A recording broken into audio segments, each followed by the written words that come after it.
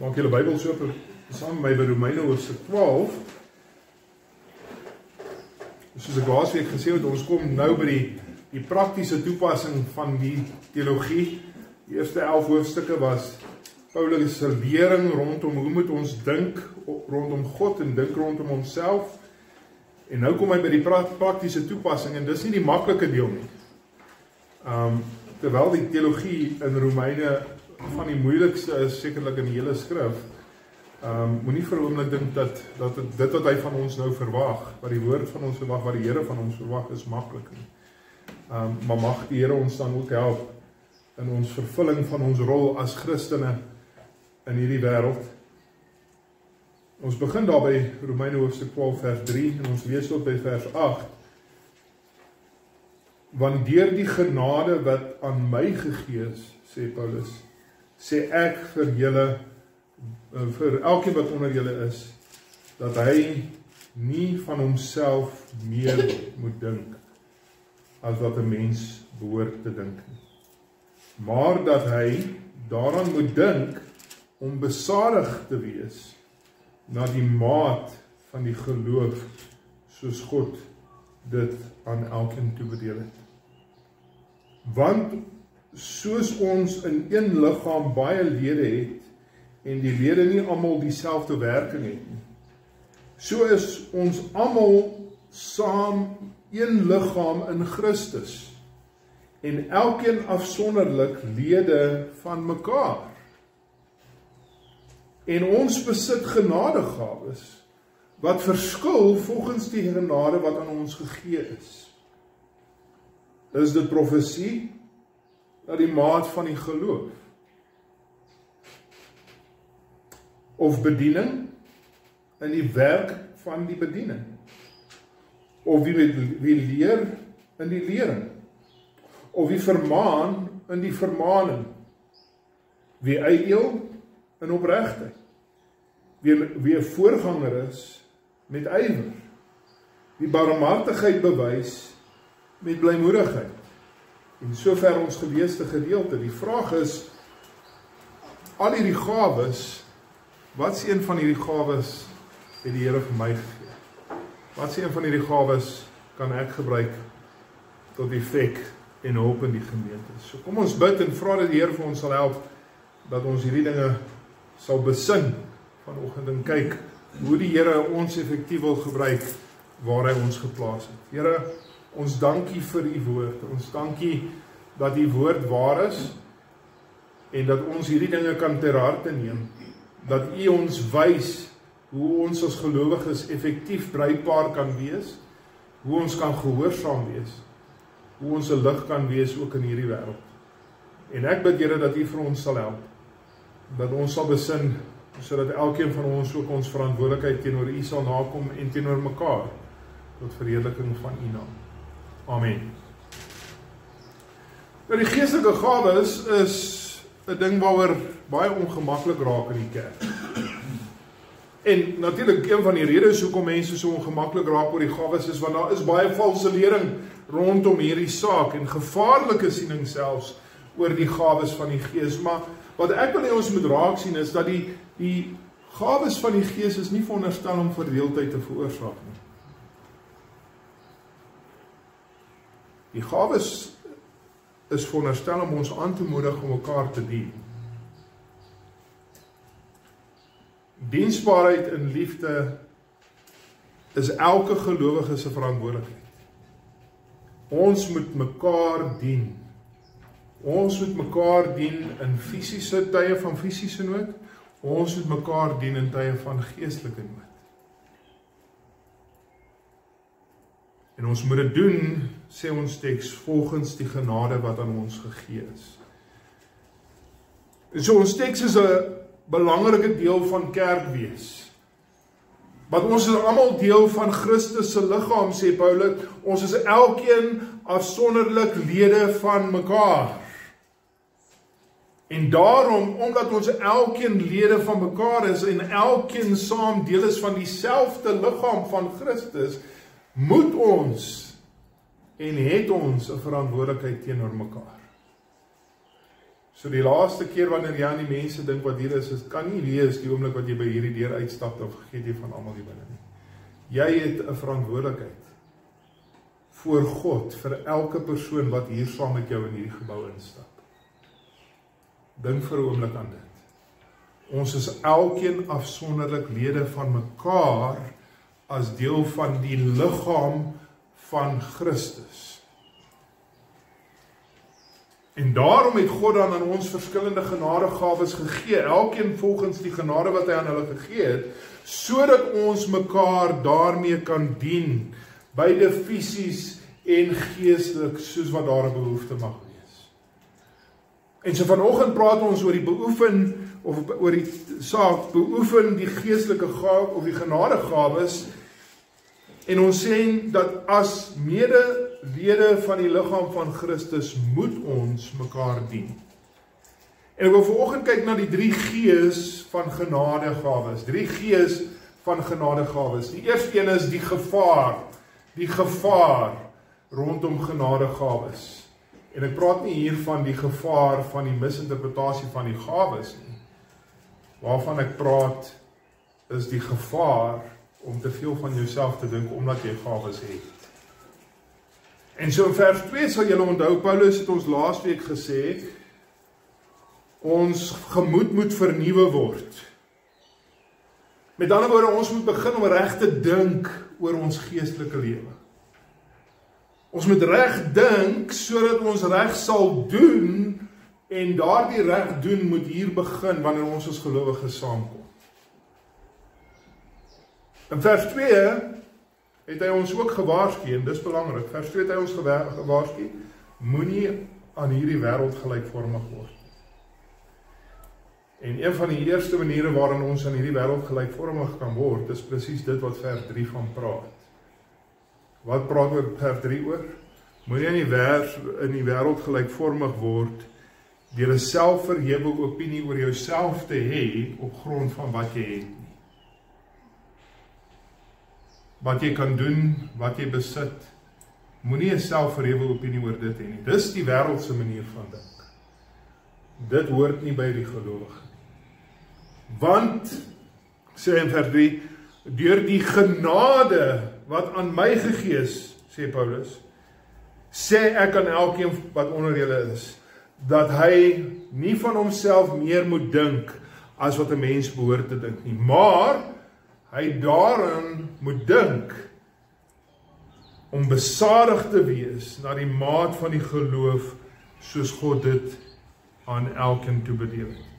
Nou wat sê Paulus? Paulus sê ek is 'n apostel van die Here Jesus Christus. As daar iemand in die kerk was wat kon sê ek is nou iets, dan was dit die apostels. Maar wat sê Paulus? Ek is 'n apostel enkel alleen deur die genade van die Here. Ek kan nie trots wees op dit nie. Ek het dit nie verdien.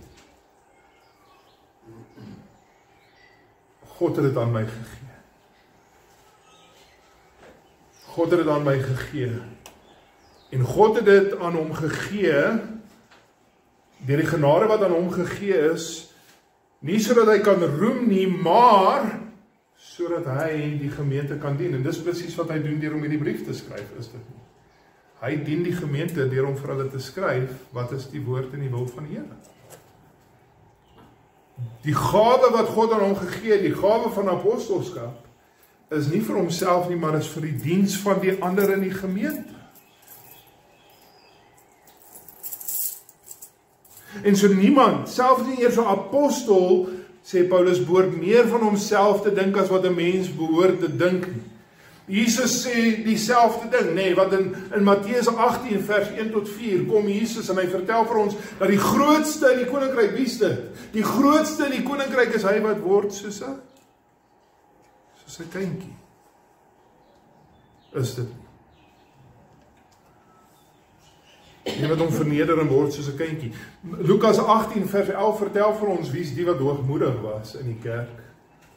Wie was dit wat hoogmoedig was in die kerk? Die fariseërs.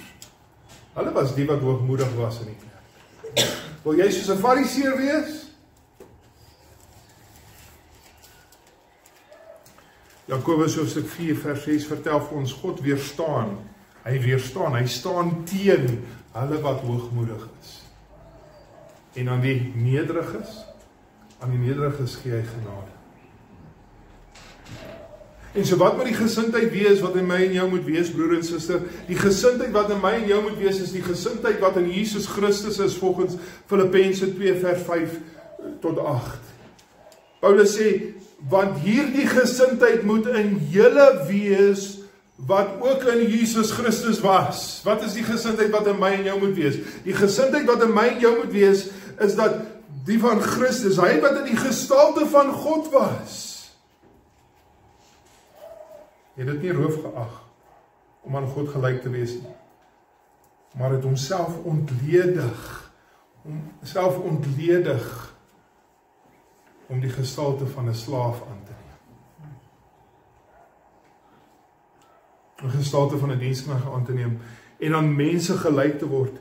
En in die gedaante van 'n mens gevind, het hy homself nog verder verneder deur gehoorsaam te word tot die dood toe, ja, selfs die dood aan die kruis. En so broer en suster, Jesus Christus, die enigste een wat werklik iets was wat kon roem. Hy het homself tot absoluutste laagste oomblik verneder, 'n diensslaaf geword. En homself nog verder verneder, deur hom die mees vernederende manier van dood in die eerste eeu deur te gaan, om gekruisig te word. Hy wat sondeloos is, in diens aan sy kerk, in diens aan my en jou. En so die vraag is, Christus se nederige diens, dis wat Paulus in Filippense sê, die nederige diens van Jesus Christus behoort in elke gelowige gesien te word. En so broer en suster, daar is nie plek vir hoogmoed in die kerk nie. Want alles wat ons het ons uit genade ontvang. Alles wat ons kan doen, is die genade van die Here. Alles wat ons is, alles wat ons besit, ons is niks anders as die ontvangers van genade nie, en dit, genade wat onverdiend op ons uitgestort is.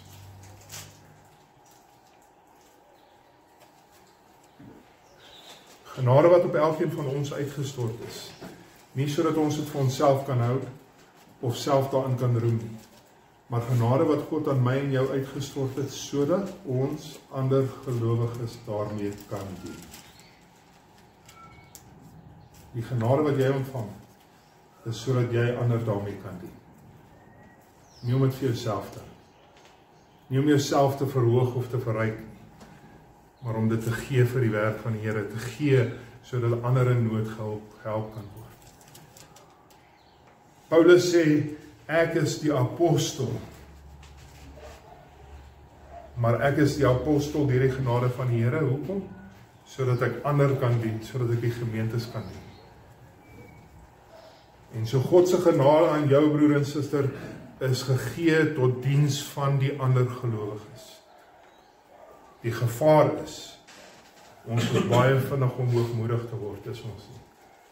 Pas op vir die gevaar. Maar tweedens, dink aan die gemeenskap, dis ons tweede G, vers 4 tot 6. Die gemeente is 'n gemeenskap van gelowiges, is dit nie. En beteken dat as ons 'n gemeenskap van gelowiges is, dan is daar nie een persoon hier wat hoër is as die volgende persoon. Ons is almal gelyk. En dit is so, ja, aan sekere persone is daar ampte gegee, aan sekere persone is daar verantwoordelikhede gegee, en daardie verantwoordelikhede moet hulle uitvoer. Maar ons moet dit uitvoer in diens van die ander, en nie diens van die gemeente. Ons gebruik wat die Here vir ons gegee het, in diens van ander. Ons kan nie hoogmoedig raak nie, want wat sê Paulus? Hy sê, want soos ons in een liggaam, praat nou van 'n gewone liggaam, en 'n liggaam is daar verskillende dele, nee. En elke deel van daai liggaam het 'n verskillende funksie. En net so sê hy Paulus, binne in die gemeente van Christus, in die liggaam van Christus, is daar baie verskillende lede, ons is almal saam een liggaam in Christus, maar elkeen van ons is afsonderlik een van die lede. Een van die lede van mekaar. Van mekaar.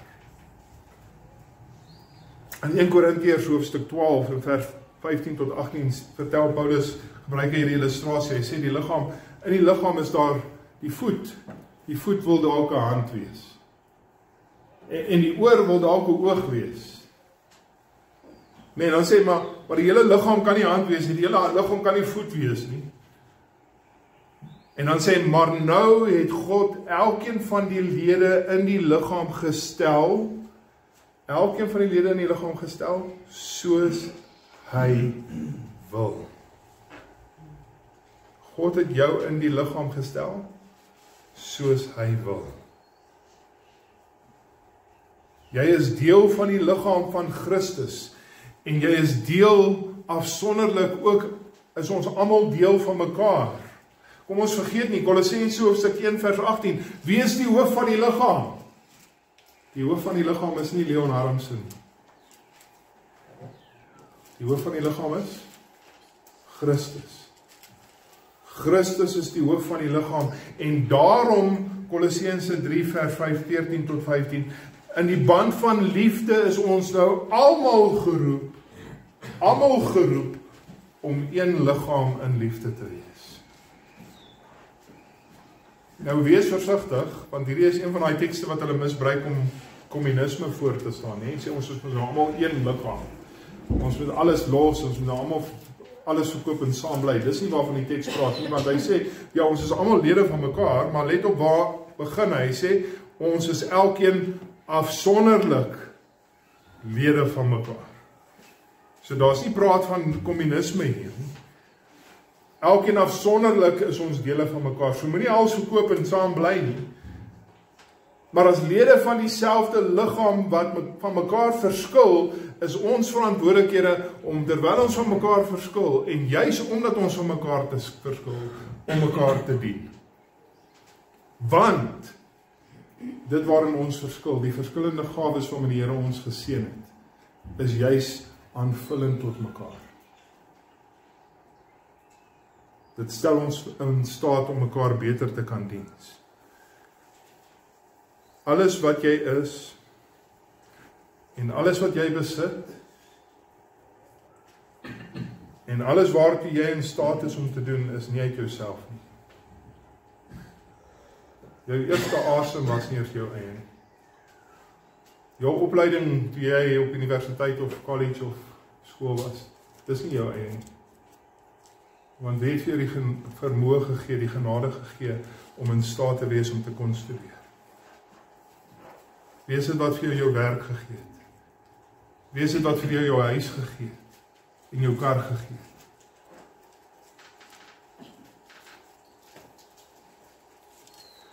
Alles wat jy is, alles wat jy besit, alles wat jy tot in staat is nie uit jouself nie. Vers 6 sê, maar aan elkeen het hy gegee volgens die genade wat hy gegee het. Nou dis nie wat die wêreld wil hoor nie, is ek reg? Die wêreld wil dit nie hoor nie. Wat wil die wêreld hoor? Wat wil die wêreld vir ons verkondig? Die wêreld vertel vir ons, wees trots op wie jy is. Wees trots op wat jy vermag het. Want die wêreld sien neer op hulle wat minder is as ons, is dit nie? Hulle wat minder in staat is, hulle wat in ons opinies laer is as wat ons is. Hulle sien neer op sulkes. Dis wat die wêreld doen. Maar Paulus sê, dit kan nie in die kerk so wees nie. Hoekom nie? Want alles wat ek het God vir my gegee. Ek het dit nie verdien nie. En alles wat jy het jy nie verdien nie. Dis alles uit God se genadige hand.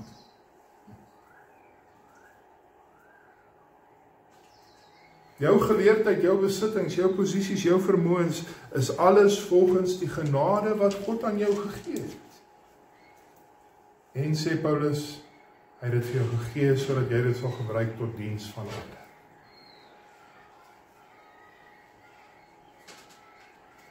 plaas daarvan om neer te sien op ander, sê Paulus, nee, dit wat jy sou gebruik het om op neer te sien, gebruik het om op ander neer te sien, juist dit moet jy gebruik om ander te dien. Want ons is een liggaam, ons is almal deel van een liggaam in Jesus Christus.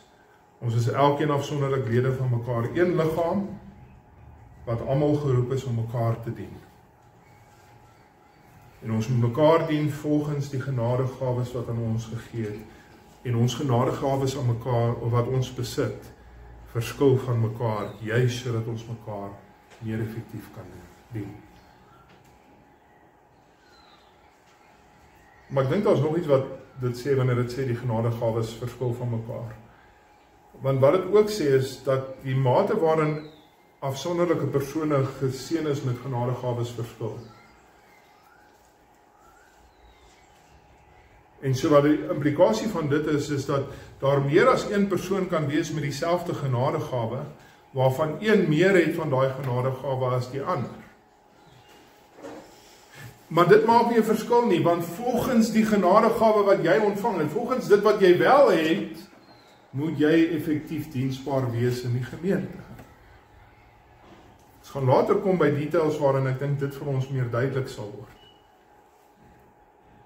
Met ander woorde, daar is sommige van ons wat meer geseën het is in 'n bepaalde area as ander. En dit beteken nie dat ons nou glad nie dien nie. Dit beteken ons moet juist die bietjie wat ons wel het, moet ons nog steeds effektief gebruik vir die werk van die Here. Of jy min het of baie het, dit alles moet jy gebruik tot diens van die gemeente, volgens die genadegawe wat jy ontvang het. Maar dit alles vra die vraag, is dit nie? Hoe moet ons mekaar nou dien? Wat is die gawes wat ons mekaar mee moet dien? En dis dan waar Paulus eindig in vers 7 en 8. Die genadegawes, dis die derde keer, die genadegawes. Nou, ek wil begin deur om te sê, die genadegawes wat Paulus hier in Romeine hoofstuk 11 of 12 lys, is nie 'n volledige lys nie. Ek wil by sê dat in 1 Korintiërs 12, waar hy na die geestelike gawes verwys, is dit ook nie 'n volledige lys nie.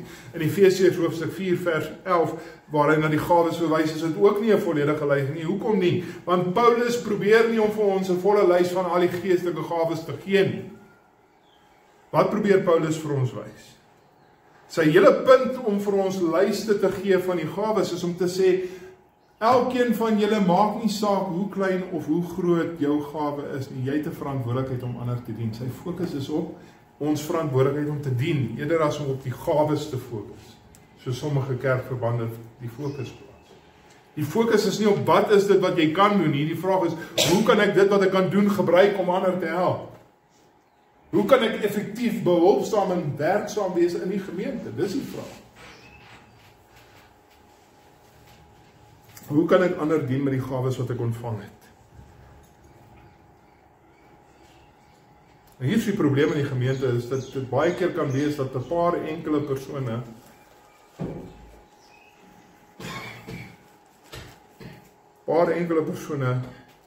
van hulle word verwag om alles te doen. Terwyl ander ouens net draadsitters is. Hulle wil niks doen. Maar die punt van dit is, Paulus se punt is om vir ons te sê, elkeen van ons het 'n gawe. Elkeen van ons het 'n gawe, wat beteken elkeen van ons het 'n verantwoordelikheid teenoor hierdie gemeente en teenoor ander gelowiges reg oor hierdie wêreld. En so die fokus is daarop om te wys, ons het nie nodig, dis nie reg in 'n kerk dat een persoon homself moet doodwerk terwyl die ander niks doen nie. Want God gee genadegawe aan verskeie persone sodat ons almal kan deel hê en almal gedien kan word in die gemeente. So hier is die verskillende gawes dan. Die eerste gawe wat hy hier lys is die gawe van profesie. Nou wat is die gawe van profesie? Profesie is iemand wat onder goddelike openbaring 'n nuwe goddelike inspirasie, 'n nuwe openbaring gekry het. Nou dis 'n gawe wat soos die gawe van apostelskap uniek was in die tyd van die skryf van die Bybel. Met ander woorde, teen die voltooiing van die skrif, die einde van die 1ste eeu, het hierdie gawes tot niet gegaan. Hoekom sê ek dit? Efesiërs 2 vers 20. Die kerk is gebou, let op, die kerk is gebou op die fundament van die apostels en die profete. Nou as jy 'n fundament gelê het, oom Gerry, jy's mos in die boubesigheid. As jy 'n fundament gelê het, lê jy oor 6 weke weer 'n fundament. Nee, as jy die fundament gelê het, is ons klaar, né? Hy's klaar gelê. En ons het die fundament. Die skrif is die algenoegsame en finale openbaring van God aan sy kerk. Met ander woorde, die gawe van apostelskap, die gawe van profesie is net gewees tot tyd en wyl die skrif nog nie voltooi was nie. En daardie gawes het tot 'n einde gekom aan die einde van die 1ste eeu. Nou hoekom skryf Paulus dan nou hier in Romeine van die gawe van profesie as die gawe dan nou opgehou het? Die antwoord is eenvoudig. Want toe Paulus hierdie brief geskryf het aan die gemeente in Rome, het die gawe van profesie nog nie opgehou nie, want die skrif was nog nie voltooi nie. Groot dele van die Ou Testament, soos ons weet, was geskryf deur die profete, maar in die 1ste eeu was daar nog steeds profete.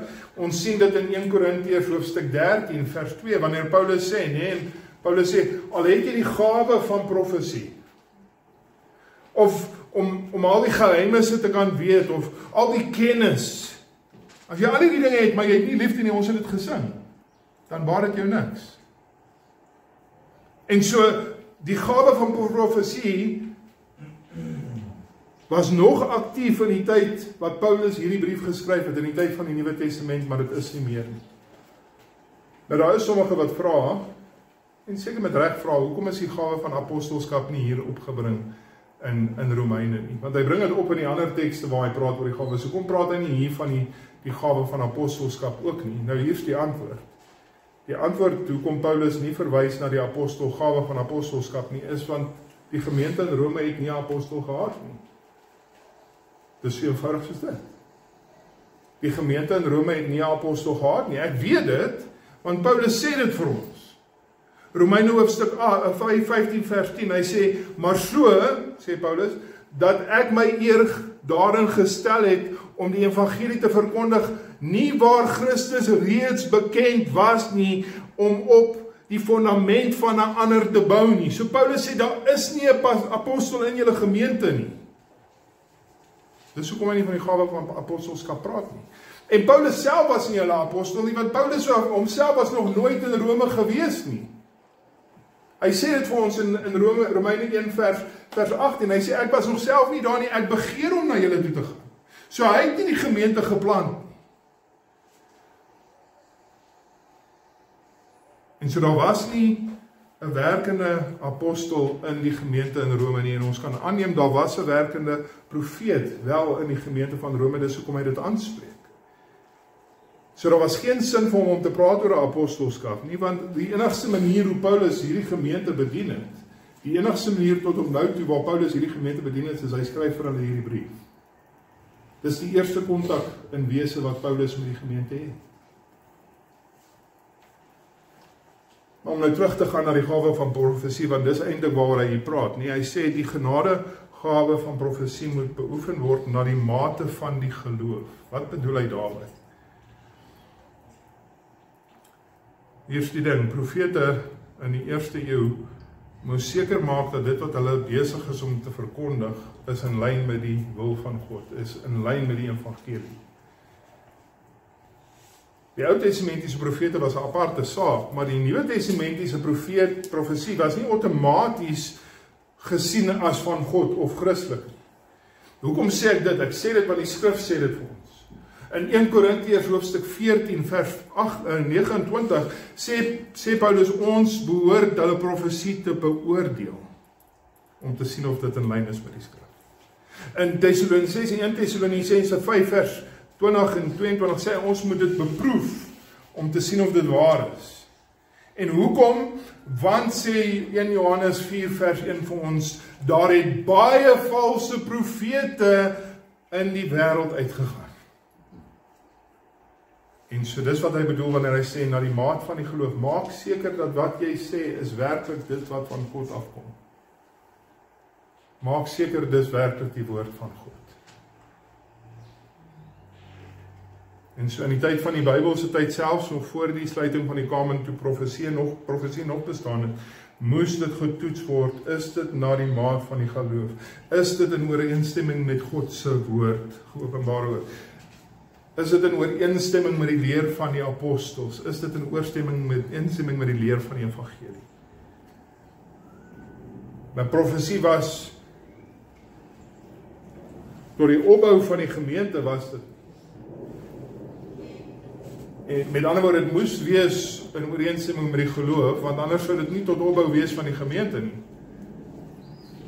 Dis die gemors wat ons in baie van hierdie gemeentes deesdae sien, is dit nie. Dat elke ou beoefen sy gawes, en dis nie tot opbouing van die gemeente nie, dis tot opbouing van homself, en dis tot afbreek van die gemeente.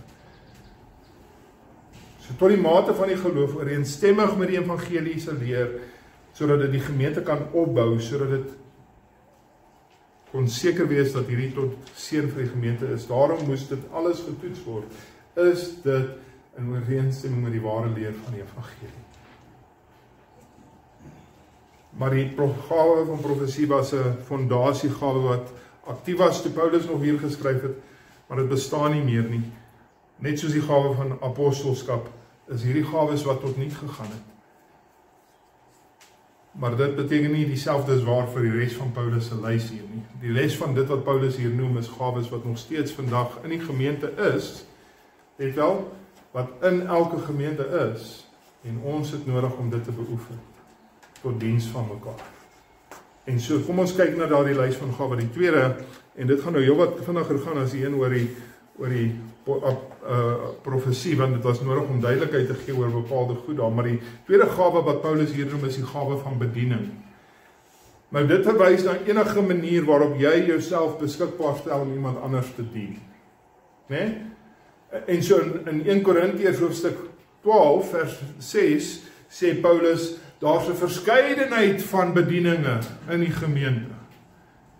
So enige vorm van om iemand te help, enige manier waarin jy iemand ondersteun, enige manier waarin jy lering gee, enige manier waarin jy iemand aanmoedig, is jy besig om daai persoon te bedien. En sê 1 Petrus 4 vers 11, as ons mekaar dien, moet ons dit doen in die krag wat God aan ons voorsien.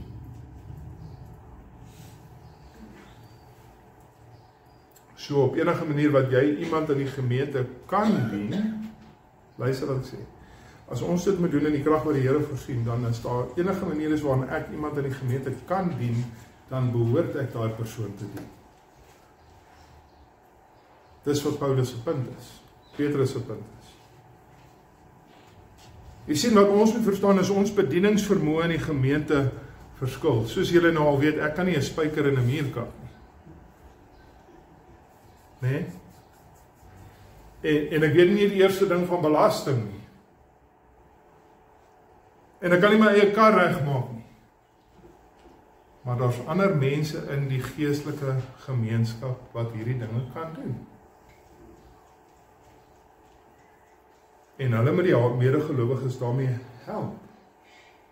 Hulle moet die ander medegelowiges aanvul waar hulle tekort skiet. Want daar's ander areas waar ek nou weer kan help, waar ander nie kan help nie. En daar's weer ander in die gemeentes wat gawes het wat kan help en kan bedien op areas waar ek of jy nie kan bedien.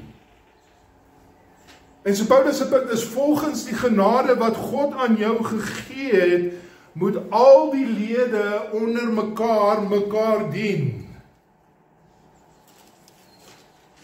Nou ek weet wat baie van julle sal sê, wel die verantwoordelikheid van dienslewering is eintlik aan die diakens gegee en jy's reg.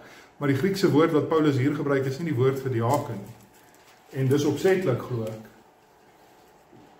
In 1 Timoteus 3 vers 8 tot 13 is dit so dat dit diens is 'n verantwoordelikheid primêr aan die diakens gegee het.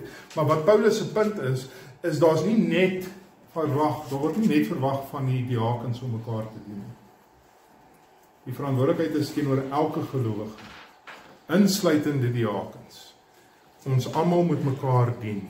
Op een of ander manier moet ek en jy tot diens van die ander gebruik word.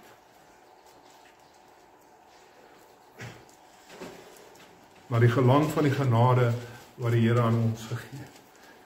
Die derde gawe wat Paulus hierna verwys, is die gawe van lering. Nou, weer eens grootliks die verantwoordelikheid van lering lê, of lering gebeur grootliks deur die prediking van die woord, nee. So dis die formele tipe lering wat in die gemeente is. En volgens 1 Timoteus 3 vers 2 en Titus 1 vers 9 is dit die verantwoordelikheid. Elke ouderling moet kan leer. Dit sê nie elke ouderling moet leer nie. Maar elke ouderling moet leer. Dis 'n kwalifikasie om 'n ouderling te wees, as jy moet kan leer. En maar grootliks word die verantwoordelikheid om te leer gewoonlik aan een persoon toegeken, hè, die leraar. Soos wat ons hom nou maar bekend het, die leraar. Maar wat sê Paulus in 2 Timoteus 2 vers 2? Hy sê dat daar is ook ander in die gemeente wat bekwaam sal wees om ander te leer. Buitekant die ouderlingskap is daar ander persone in die gemeente wat bekwaam is om ander te leer. En dis die geval hier by ons. Daar is onder ons mense wat nie ouderlinge is nie, maar wat bekwaam is om te leer. Ons weet dit, want daar is al mense wat hierdie kansel gebruik het, wat nie ouderlinge in hierdie gemeente is nie, maar wat bekwaam is om te leer. En so byvoorbeeld in Titus hoofstuk 2 vers 3 tot 4 sê Paulus, ouer vrouens, julle moet die jonger vrouens leer. Vrou kan nie in die kansel staan nie. Nee, die Bybel is baie duidelik oor dit. Maar vrouens kan ander vrouens leer. Vrouens kan hulle kinders leer. Ouers moet hulle kinders leer, in feite, is wat Efesiërs 6 vers 4 en Kolossense 3 vers 21 sê. So elke kind het 'n verantwoordelikheid om sy kind te leer in die tug en die vermaning van die Here. So wat ek wil sê is, lering, terwyl dit primêr die verantwoordelikheid van die predikant is ek nie die enigste een wat hier leer nie. Elke dag as jy vir jou kind 'n instruksie gee, dan gee jy lering. Elke keer as 'n vrou 'n ouer vrou, 'n jonger vrou aanmoedig, dan gee sy lering.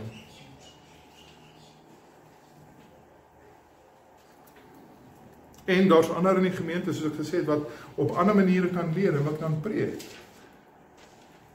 Dit alles natuurlik, wanneer dit kom by formele lering, dan moet dit geskied onder die leiding van die ouderlinge, né? Dis hoekom die Here hulle aangestel het as leiers. Maar die punt wat ek probeer maak is, die verantwoordelikheid berus nie op een persoon. Ons is almal verantwoordelik vir mekaar, om mekaar te leer. Om die waarheid te sê, elke keer as jy die evangelie met iemand deel, dan leer jy hulle, is dit nie. Vierdens, die vierde gawe wat Paulus hier noem is vermaning. En weer eens vermaning vind plaas, eerstens, volgens Efesiërs, 1 Tessalonisense 2 vers 3 en 1 Timoteus 4 vers 3, vind vermaning oor die algemeen primêr plaas deur die prediking van die woord. Dis waar ons vermaan word, eerste plek, in elke gemeente. Die prediking van die woord is veronderstel om jou te vermaan. So ek hoop dit spreek jou hart aan wat ons vanoggend sê, want dis wat vermaning doen, is dit. Maar daar's ander maniere buitekant die kansel waar ons mekaar moet vermaan. Byvoorbeeld in Handelinge hoofstuk 9, né, vers 26 tot 27. Dan kom Barnabas na Paulus toe, agteraf. En hy bestraf Paulus oor iets wat Paulus verkeerd gedoen het. Is ek reg? Ken nie vir hom. Hy vermaan hom sterk. So Barnabas neem vir Paulus een kant toe en sê, hey, dit wat jy doen, so dis nie uit die kansel uit nie, dis nou 1 tot 1, man tot man, gaan spreek hom aan oor 'n ding wat verkeerd is. Maar nou sê jy dink, okay, goed, maar Barnabas was nog 'n leier in die gemeente, dit mag so wees, maar wat sê Hebreërs hoofstuk 3, vers 13? Kan ek dit vir julle lees? Hebreërs 3 vers 13, vermaan mekaar elke dag. Vermaan mekaar elke dag, solank as wat dit vandag genoem word, sodat niemand van julle deur die verleiding van die sonde verhard word nie. Jy, broer en suster, het 'n verantwoordelikheid om jou broers en susters te vermaan, wanneer jy sien daar is dinge wat nie reg is, en stryk met die evangelie van Jesus Christus nie. Elkeen van ons het daardie verantwoordelikheid. Ja, primêr deur die prediking. Ja, primêr ook onder die leierskap van die gemeente wat verantwoordelik is vir die gemeente in daai opsig. Maar elkeen van ons het 'n verantwoordelikheid om mekaar te vermaan as ek sien daar is iets wat nie reg is in jou lewe. Maar weer eens, volgens die genade wat aan jou gegee is. So moenie jou verantwoordelikheid oorspring en hoër gaan as wat jou verantwoordelikheid lê. Jy het 'n bepaalde plek, jy het 'n bepaalde genade gekry van God af, wat moet bepaal hoe jy daardie gawe moet gebruik. Maar ons moet mekaar vermaan, sodat ons die waarheid in liefde sal praat, maar nie net die waarheid in liefde sal praat nie, maar ook die waarheid in liefde sal uitleef, tot verheerliking van God. Die 5de gawe, mededeelsaamheid. Ek het gesê mededeelsaamheid, die Afrikaanse ou vertaling gebruik die woord uitdeel, en ek hou van die woord uitdeel, dit is so regte plat Afrikaanse woord, nee, dit is so presies wat dit is, om uit te deel, dis waaroor dit gaan, mededeelsaamheid. Dit praat hiervan om iemand te help wat in nood is, en ek wil hê ons moet raak sien, onthou Paulus praat hier van die gawes aan individue, so hy praat nie hier van uitdeel uit die gemeente se fondse nie. Dit is belangrik dat ons dit raak sien. Hy praat hier van elke een se gawe om te kan hierdie dinge doen. So mededeelsaamheid is iets wat ek en jy veronderstel is om teenoor medegelowiges te doen wanneer ons nood sien. Hy praat hier van dieselfde ding waarvan Jesus praat in Lukas hoofstuk 3 vers 11, wanneer hy sê, as wie 2 kledingstukke het, moet meedeel met die een wat nie het nie, en wie voedsel het, moet dieselfde doen. So Jesus sê, dis wat ons moet doen. Om die waarheid te sê, Paulus gaan selfs verder, nee, hy sê, praat van Efesiërs 4 vers 28, treffende teks. Nee, sê die een wat gesteel het voorheen, die wat gesteel het voorheen, het hy Christen geword, wat moet jy nou doen? Hy sê, gaan uit en gaan werk hard, sodat jy verander kan gee. Nie werk hard sodat jy kan ryk word nie. Paulus sê, werk hard sodat jy verander kan gee. En dit praat nie net van geldelike hulp hier nie, ek dink dit praat van enige vorm van hulp. Hoekom sê ek dit? Want Paulus gebruik in Romeine 1 vers 11, gebruik hy presies dieselfde woord. Dieselfde woord vir mededeelsaamheid gebruik hy wanneer hy praat van die geestelike gawes wat ons vir mekaar moet meedeel. So enige vorm van manier wat jy kan deel, wat jy kan help in iemand se nood, moet jy dit doen, sonder om 2 keer te dink. Dis deel van jou diensbaarheid aan die Here. Na mate die genade wat aan jou gegee is, en broer en suster, kan ek vanoggend hier staan en sê, dat die mate van die genade wat God aan ons gegee het, is daar nie een hier onder ons vanoggend wat kan sê, ek is nie in staat om iemand anders te dien. Is daar nie een hier onder ons wat vanoggend kan sê, ek hoef nie mededeelsaam te wees nie.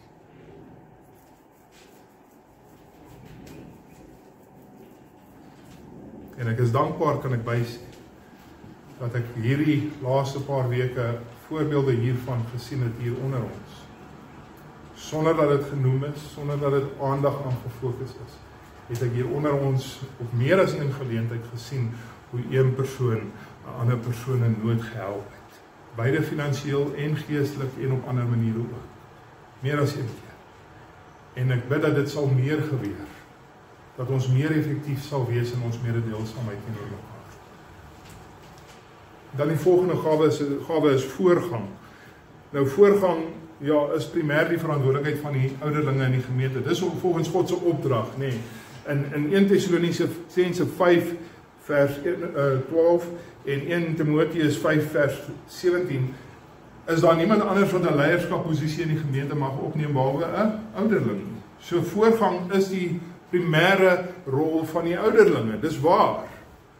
Maar wat ek wil hê ons moet bysê, is daar is nêrens in die Bybel 'n voorbeeld of 'n regverdiging vir 'n enkel ouderling in 'n gemeente nie. Dis altyd 'n meerderheid ouderlinge, meer as een. En die verantwoordelikheid is net soveel om Harrison en tot 'n mate Dominee en Lionel sin. Ek sê nou met tot 'n mate Dominee Lionel sin, want ons bemoei Dominee Lionel nie meer met dag tot dag sake van ouderlingskap nie, omdat hy maar sy gesondheid agteruit is.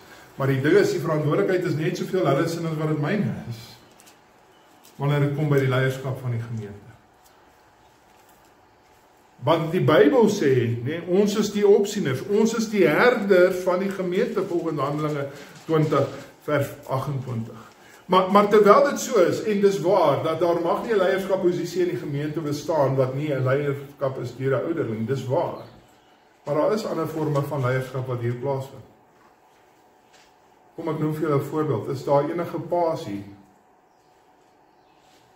Is daar enige mans hier?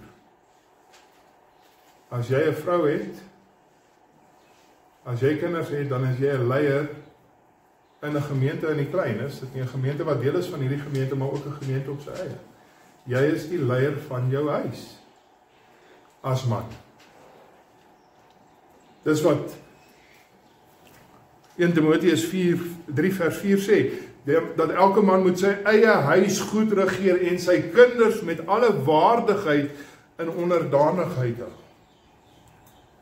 En so terwyl dit so is, in die gemeente gaan die voorrang berus by die ouderlinge, die voorgang gaan berus by die ouderlinge, is daar in die huis, elke man is die man van 'n vrou, elke kind, 'n pa is die pa van 'n kind, en so in die huis moet jy voorgaan. En in enige vorme van leierskap, dan volgens die genade wat aan jou gegee het, as God jou die hoof van jou huis aangestel het, dan het hy jou nie die hoof van die kerk gemaak nie, nee. So binne die genade wat die Here vir jou gegee het, daar moet jy jou leierskap uitoefen tot eer van sy naam.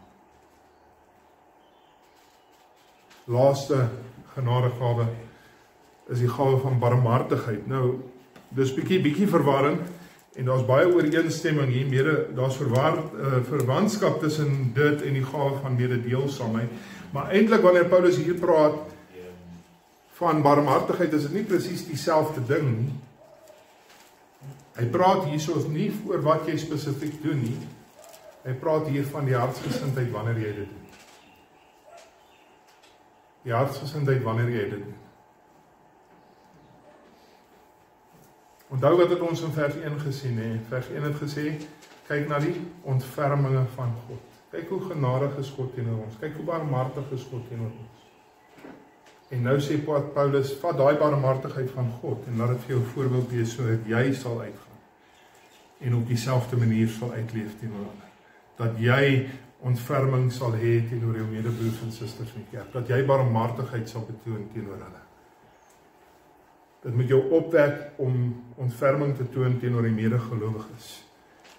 En nie net wanneer hulle deur tye van moeilikheid gaan nie. Dit is so, primêr wanneer gelowiges deur tye van beproewing gaan, dan moet ons daar wees om hulle te ondersteun en te help. Maar ons moet nie wag vir 'n tyd van beproewing om iemand te help nie, broer en suster. Of om iemand te ondersteun en om daar te wees vir hulle. Maar hier's die ding, nee, wat Paulus eintlik in hierdie laaste punt probeer sê. Hy sê, ons barmhartigheid moet blymoedig wees. In Philemon, of Philemon, ek weet nie hoe julle dit uitspreek nie, Philemon is die korrekte Afrikaanse uitspraak, dink ek. Philemon 1 vers 14, sê hy, wat ook al ons doen, moet ons nie doen uit dwang nie, maar uit vrye keuse. So dit my vrye keuse wees, moet nie voel ek is verplig om jou te help nie. My hart moet vry wees wanneer ek help. Maar wat sê Psalm 37 vers 21, dit sê, dat die regverdige ontferm hom en gee. Hy wat regverdig is, wil gee. Hy wil gee. Hy wil nie teruggaan nie. Hy wil gee. Volgens die genade wat God aan hom geskenk het. Volgens die genade wat God aan jou gegee het. Moet ons blymoedig en gewillig wees om ander te ondersteun en te help waar ons kan. Broer en suster, diensbaarheid in die gemeente is ons almal se werk. Dit is nie die werk van die ouderlinge nie. Dit is nie die werk van individuele in die gemeente nie. Elkeen van ons het 'n verantwoordelikheid om mekaar te dien. Ek sê dit nie. Die woord van God sê dit. Paulus sê, Christus is die hoof van die kerk. En ons is almal afsonderlik, met ons gawes, met ons vermoë, is ons almal afsonderlik lede van mekaar. Ons almal sit hier op dieselfde vlak. Daar is nie een van ons wat meer die hemel verdien as enige van ons ander nie. Daar is nie een van ons hier wat ons het op enige ander manier as dat het God dit vir ons in genade gegee het nie. Om mekaar te dien, om mekaar te leer, om mekaar te vermaan, om uit te deel, om voor te gaan, om barmhartig te wees, is nie die verantwoordelikheid van enkeles nie, maar die verantwoordelikheid van almal van ons gesamentlik, na mate die gawe wat die Here aan jou gegee het. Na mate die genade wat die Here vir jou gegee het. Moet jy deel aan ander. Ons moet deel hê en jou gawes, elkeen van ons moet ons gawes gebruik tot voordeel van al die ander dele van die liggaam. Julle weet, ek sukkel so klein bietjie met gesondheid op die oomblik. En deel van die probleem is dat een liggaam van die deel van die liggaam nie die werk doen wat hy moet doen nie. En ek kan sien die effek daarvan op my liggaam. En dis presies wat in baie kerke gebeur. Dat baie dele van die liggaam sit net hier en doen niks. En die ander dele moet probeer om op te vang en te help om te doen dit wat moet gedoen word. En dit kan nie. Derentyd moet ons waak terwyl ek dit sê. Moenie vergeet om op te waak daarteen om gemoedig te word en dink ek is nou net die gawe vir die gemeente. Want jy is niks beter as enige ander nie, en jy het net so min soos enige van ons verdien om te hê dit wat die Here vir jou gegee het. Wat jy moet doen, broer en suster, as jy hier instap, wat jy hier moet doen wanneer jy by jou huis aankom vanmiddag, is vraag jouself nie, wat kan ek doen nie? Die vraag is, hoe kan ek ander in die gemeente dien? Hoe kan ek ander in die gemeente dien? Sodat die liggaam van Christus gebou sal word. Want jy jouself is 'n lid van die liggaam van Christus. Wat Paulus in hierdie teks doen, broer en suster, is net dat hy spoor ons aan tot onselfsugtige, liefdevolle en blymoedige diens aan mekaar. Ons is almal lede van die liggaam van Christus. Maar as ons lede van die liggaam van Christus is, broer en suster, kom ons vergeet nie dat ons is ook elkeen afsonderlik lede van mekaar. En ons het 'n verantwoordelikheid teenoor mekaar. Amen. Kom ons bid. Here ons Here, help ons om te besin oor hierdie dinge. En help ons om hierdie woord tot harte te neem. Dat ons sal uitgaan en hierdie dinge sal leef tot verheerliking van U naam. Mag ons lidmate wees wat ywerig is vir die werk van die Here. Laat ons liggame, laat ons dele van die liggaam wees, lede van die liggaam wees, wat nie kyk waar al die ander verkeerd doen nie, maar eerder sal uitgaan om te kyk waar kan ons meer effektief behulpsaam wees. Ek bid dit alles in die naam van ons Here Jesus Christus. Amen.